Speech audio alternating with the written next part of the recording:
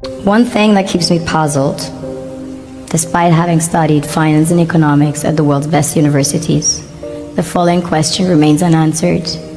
Why is it that 5,000 units of our currency is worth 1 unit of your currency, where we are the ones with the actual gold reserves? It's quite evident that the aid is in fact not coming from the West to Africa, but from Africa to the Western world. The Western world depends on Africa in every possible way, since alternative resources are scarce out here. So how does the West ensure that the free aid keeps coming? By systematically destabilizing the wealthiest African nations and their systems, and all that backed by huge PR campaigns, leaving the entire world under the impression that Africa is poor and dying and merely surviving on the mercy of the West.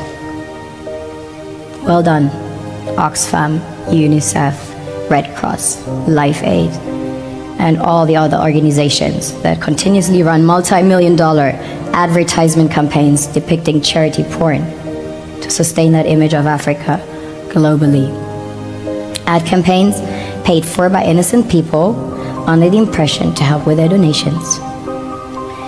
While one hand gives under the flashing lights of cameras, the other takes in the shadows. We all know the dollar is worthless, while the euro is merely charged with German intellect and technology, and maybe some Italian pasta. How can one expect donations from nations that have so little? It's super sweet of you to come with your colored paper in exchange for our gold and diamonds. But instead, you should come empty-handed, filled with integrity and honor. We want to share with you our wealth and invite you to share with us. The perception is that a healthy and striving Africa would not disperse its resources as freely and cheaply, which is logical. Of course, it would instead sell its resources at world market prices, which in turn would destabilize and weaken Western economies, established on the post-colonial free meal system. Last year, the IMF reports that 6 out of 10 of the world's fastest growing economies are in Africa, measured by their GDP growth.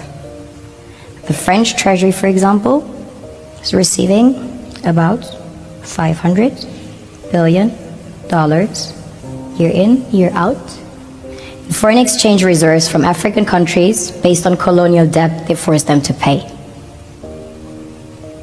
Former French President Jacques Chirac stated in an interview recently that we have to be honest and acknowledge that a big part of the money in our banks comes precisely from the exploitation of the African continent.